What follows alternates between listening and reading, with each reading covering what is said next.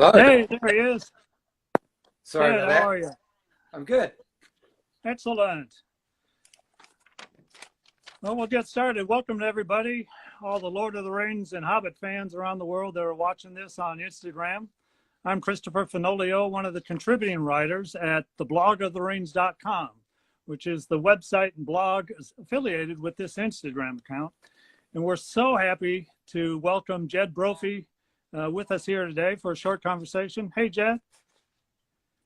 How you doing? Hey, doing great. It's 5 o'clock in the afternoon and Saturday. Where is it right now in New Zealand? It's 10 a.m. on Sunday here. 10. Oh, excellent. Now, before we get started, I want to let everyone know that we're going to do a little fundraising for a nice charity in New Zealand, the Mental Health Foundation. So, Jed, can you tell folks why that's such an important charity for you? Yeah, there's we have one of the highest rates of people taking their own lives here in New Zealand, and mental health is a huge issue especially for our youth, especially for people in their teenage years. And it's been something that's been let go by progressive governments to the point where a lot of the work is done by volunteer organisations, and they form an essential part of the work that's needed to help people who are actually suffering from mental health in this country. So it's a big deal for me. I've been trying to help them raise money for a long time now, because in my industry especially, there's quite a need for support for people, and I appreciate any help that anybody can give us. And it's a sector in the country which has really been underfunded for years. So any help that you can give, very much appreciated. Well, and I suppose that normal fundraising activities there have been curtailed with the coronavirus and everything. How are you and the family doing through all of this? Yeah, look, because of my work, we're kind of used to having downtime. It's been hard for the country, but we're very proud of the fact that we as a nation have taken it very seriously. It's always nice to be at home, have a great garden. We have 14 fruit trees and a good veggie garden, so we were pretty well. Yeah. I go to visit my Rohan horse every day, actually, and there are mushrooms in the paddock there, which I've picked. So, yeah, we've been doing okay, but we are looking forward to getting out the other end and getting back to some sort of normalcy. Yeah, that'd be great. And yeah, with all those mushrooms, watch out for those hobbits. You know, they love stealing mushrooms. So. Yeah, look, I've seen a few of them hiding in the bushes, actually, but they know to leave me well alone. Yeah, oh, yeah, no doubt, no doubt. So it's your character Nori in the Hobbit films that we know the most about. What was it like being in part of a big ensemble of characters, like, you know, all those dwarves? It was hugely exciting to me. Like most people, I read the books as a young man, and having already worked in Middle Earth on Lord of the Rings, I knew what an amazing experience it was going to be. I have to admit, I didn't believe I would ever be lucky enough to go back to Middle Earth and work on films of that caliber. So it was probably doubly exciting for me, because I had an understanding of what it was we were going back to. I think one of the best days of my whole experience working on that was the day that Ian arrived back into the country, Ian McKellen. And we were all at the museum hotel, and he came across the forecourt and we had a big hug, and it was kind of like time had never passed. It's like it was only yesterday that Ian had left. And then getting to work with Andy Serkis again, getting to see Elijah Wood again. Billy Boyd was in the country while we were filming. Bernard Hill came on set while we were filming. John Rhys Davies came on set while we were filming. So it was like getting the gang back together. But for me, being part of the fellowship, part of our own fellowship, it was kind of surreal. The first day at Bag End, we were all dressed up as the dwarves, and Martin Freeman was there as Bilbo and Ian was there as Gandalf, was a day where I think we all had tears in our eyes, because couldn't quite believe how lucky we were. Oh, that's awesome. Yeah, it was. And I understand so much of the production crew was all the same that Peter was used to working with. And of course, you know, Richard Taylor and the Weather Workshop folks and all that. Yeah, it's like I said, getting the gang back together. It's I've been lucky enough to work with most of that crew on other films in between, but we all knew going into this how much it meant to the fans. There's something that kind of lifts your game when you know that people are really wanting it to be good. And so you try that extra bit and people go the extra distance. They don't care so much about the overtime because you know that what you're doing is something that really means something to people. Oh, it's yeah. not just a piece of entertainment. It's this is people's favorite subject matter. So, yeah. Well, how did you learn about the character of Nori, after the script? Because, I mean, they describe him as a very dodgy dwarf. I mean, when did you realize he was like a kleptomaniac and always stealing things?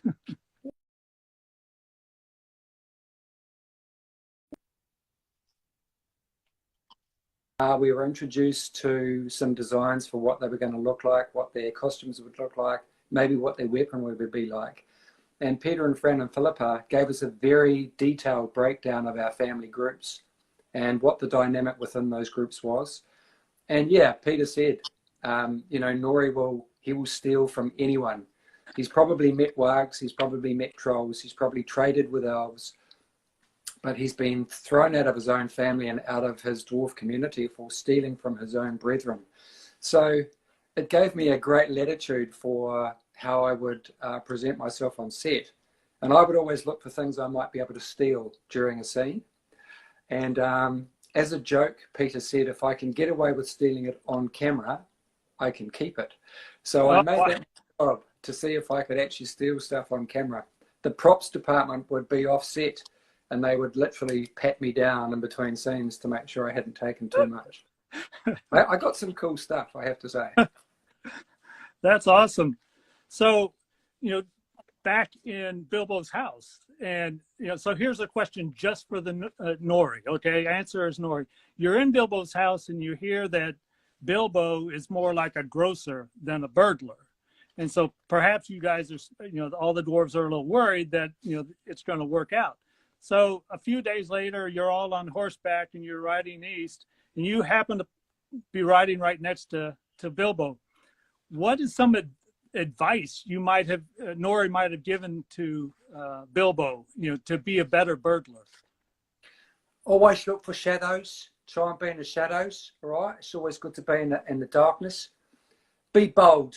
If people see you, pretend that you've always been there, that you've got a job you're supposed to be doing. Always look for a back door. Whenever you go into a place, make sure you know where the exit is. And be quiet. Try and be very, very quiet. Practice being sneaky. It doesn't come just like that. You have to practice, mate. Practice makes perfect. Will do. Fortunately for Bilbo, hobbits were very quiet. So that yeah, I don't think he knew that he was a good burglar, Bilbo. I don't think he knew until he actually started doing it. Yeah. Mind you, I think Nori knows that maybe Bilbo has something he's not telling us. Maybe a secret something that's helping him being a burglar. Could be. Yeah. Now, we really enjoy the films, and I enjoyed, researching your roles because you've been so many different kinds of characters in Middle-earth. You're a rider of Rohan, you're a high elf of Rivendell, you were 3 different kinds of orcs. And you were a Nazgul. So, if they had just given you a motion capture suit and you had become a troll, you could have had the complete set. Weirdly, I actually did all of the previs work playing one of the trolls with Mark Hadlow, with Peter Hambleton, and can't remember who the other one, I think Paul Yates. So we were actually playing all the dwarves, playing the trolls, and I played Gollum and Schmeagol in those previs. So I've actually had a turn at playing one of the trolls anyway, in a mocap suit, funnily enough. So yeah, I've been lucky enough to play. I played Bilbo for the testing of the 3D cameras as well. So I've pretty much played quite a lot of, apart from wizards, I played a lot of the characters from those Middle-earth films. I've been very lucky. Now, many of your characters are seen on horseback, or one of the orcs was on, riding a warg. So, yeah. Do you have a lot of experience? I read that you were you told me you were a trainer of. Did you train riders? You train horses, or both? Or? Yeah, I grew up on a farm, and my dad was the local. If people had horses they couldn't ride, we would get them, and then I would get them to be rideable. And he did the same thing as a young man. So grew up on a sheep and cattle farm, and horses were not only our transport but also our working animals. And when it came to Lord of the Rings, I heard that they were going down to do the Black Rider sequence in the South Island, and I said to them, I ride really well, and I'd helped doing the auditions for when they cast the first 20 people to be the trainer riders. So there were 20 of us full-time riders who trained all 92 of the horses that we had for the actors, plus the 14 black horses that we used for the 9 riders, and all of the Rahan horses we used for the close-up fighting. And I actually bought one of the horses whose name is Seb, who was used for all of that close-up fighting, for the big gallops we did, galloping towards Gondor and towards Osgiliath. He was at the Battle of Helm's Deep, both riding into Helm's Deep and riding out of Helm's Deep. Wow. In Fancorn Forest. So he's a Lord of the Rings veteran himself. Yeah, so that was my full-time job, and then I'd go away and do my little acting parts. But for nearly 3 years, I was one of the full-time writers of the department. Oh, that's excellent. It was amazing. Yeah. It was. There's that beautiful scene in the Two Towers where we first meet Shadowfax. Yeah. How did they shoot that? How did they shoot that scene? Because he gallops up the hill, makes this nice wide bend, and then he stops right at Gandalf. I mean, was there a trainer behind him, or? Yeah, there was. There was a guy called Don Reynolds, whose brother is also an animal trainer. His brother trained all the animals in Gladiator. And Don at the time was the foremost, what we call liberty trainer of horses in Hollywood. And he trained all of those white Andalusian stallions that we had to be Shadowfax. There are actually 3 Shadowfaxes. There was one that did that shot. There was the one, I think Blanco was the one that Basil, who doubled for Ian McKellen's riding double, rode for all the big galloping. And yeah, so he trained him to come to that whistle. He trained him over the course of 3 months to come to that particular sound and to hit the mark. And I think they probably did 9 or 10 takes to get that shot, but there was 3 or 4 of them that were absolutely usable. It was amazing to watch, actually, those horses actually come right up and hit their mark, like any actor. And you do it with a series of, you give them gratitude, you give them a little bit of feed when they first do it, and you pat them and say, well done. So it's all done with empathy. It's not done with any kind of punishment. It's all done with, you did a good job, and that's how they learn. Positive reinforcement. Yeah, that's great. Positive reinforcement. That's what I was looking for. Actors work well with that too. You know, we all could use that once in a while. Yeah. You're doing a great job. Oh, thank you. You too. Now, I read that your son also appeared in Return of the King. He played Arwen and Aragorn's son. What was that like? Well, both my sons, actually. My eldest son, Riley, he was a scale double for Pippin and Merry a couple of times. And he was one of the Hobbit children who chases after Gandalf's cart and is then in the party scene. Yes. So he was 7 at the time, and then my youngest son was 5 when he auditioned. They auditioned him and gave him the part of playing Eldarion, which was a huge thrill for him. Yeah, he had a great time. He especially loved working with Viggo. I think he wanted to go and live with Viggo at the end of filming. Yeah, I was in that scene. I was actually meant to be there just as a chaperone and helping out the horse department. But I got both my sisters' jobs as being riding elves, leaving Middle Earth with Arwen's entourage. And one of my sisters didn't turn up. So I actually appear in that scene as an elf in female costume. Oh, you're female on that. I saw the long blonde hair, and just as your son passes the scene, there you are. Yeah. Yeah, trying desperately to be not on camera. But yeah, I was told it was a female elf costume. Oh, excellent. So just a couple more questions. You good for time? Absolutely. Oh, excellent. So I was thinking of this word association game. So if I name a person or just one or two words, you just tell me what instantly comes back to your mind, okay? Okay. All right, so the first one is boot camp. Hard, long, arduous, great fun.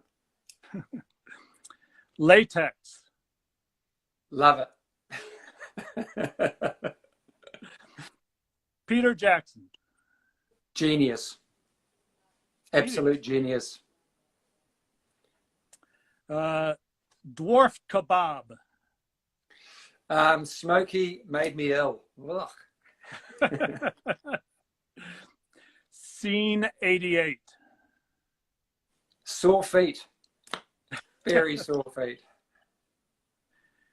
Graham McTavish. Angry.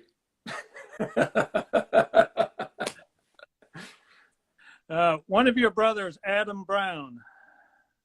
Cute. Lovely. Your other brother, Mark Hadlow. Fussy. I love you, Mark, but still. Well, and speaking of Mark, you did a film with him, right? Recently, Blue Moon. Which, yeah, we shot. We were working on a film which didn't get funding, and Mark made a joke that we should just make a film we could shoot on an iPhone. So a guy called Steph Harris, who's a friend of his, who's a policeman, wrote a great little crime drama, which we shot. We shot an 85-minute film in 30 hours on an iPhone 7. With the same lenses and the same gimbal that Soderbergh had just used for shooting Unsane with Claire Foy. And we were lucky enough that the Filmic Pro people who make the app for the phone were in New Zealand, so we were able to talk to them about how that all worked. And yeah, Mark and I learned it like a play. We had 5 nights, 6 hours a night, so exactly 30 hours, and we managed to shoot a film which has just been showing on YouTube. It's got until midnight Australian time to keep showing on YouTube, and you can see the link on my Instagram or also on my Twitter feed. And yeah, it's a film we're really proud of.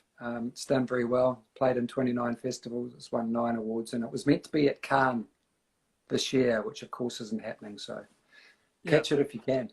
No, we will.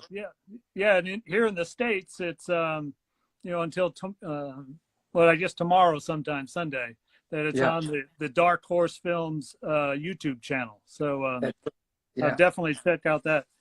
So what else do you have on the horizon for new projects you've got coming down the road? Well, there's a TV series called The Luminaries, which was shot by the BBC, which stars Eva Green, Eve Hewson, Martin Chalkash and various Kiwis. That starts playing here on the 17th, and then there's going to BBC One, and then we'll play in the States.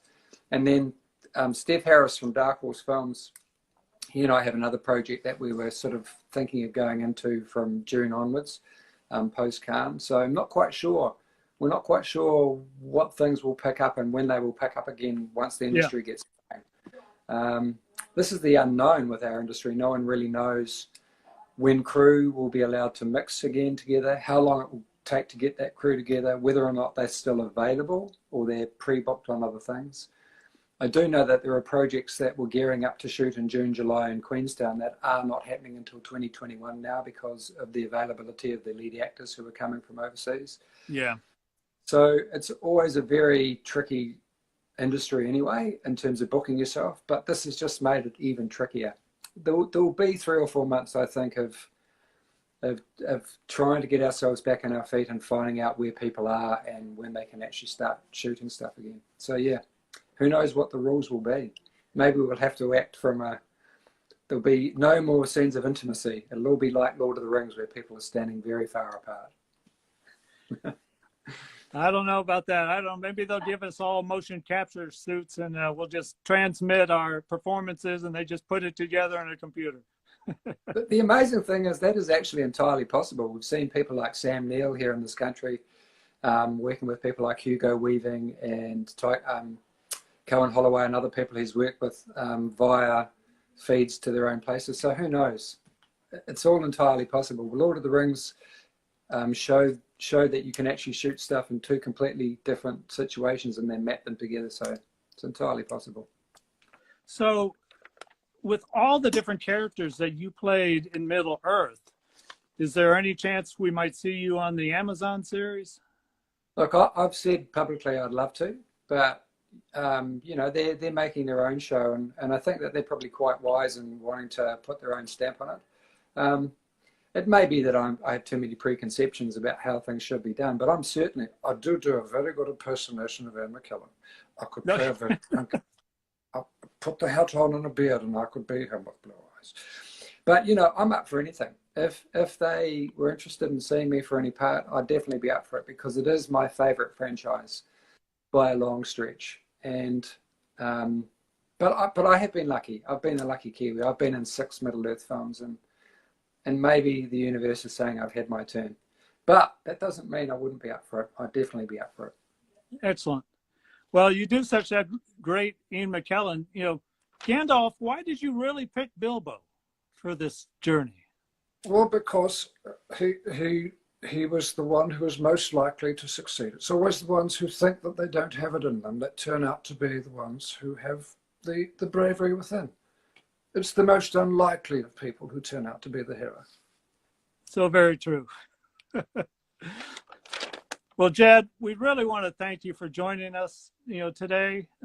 Thank you so much for your participation and for everything you've done. We look forward to some more great film roles for you in the future. And everyone, please, I hope everybody will continue to go over to theblogoftherings.com and check out the articles. And who knows, we may have some other interviews in the future. So thank you, everybody, for joining us. And Jed, you all stay safe there in New Zealand. You stay safe where you are too. Thank you very much. All right, take care.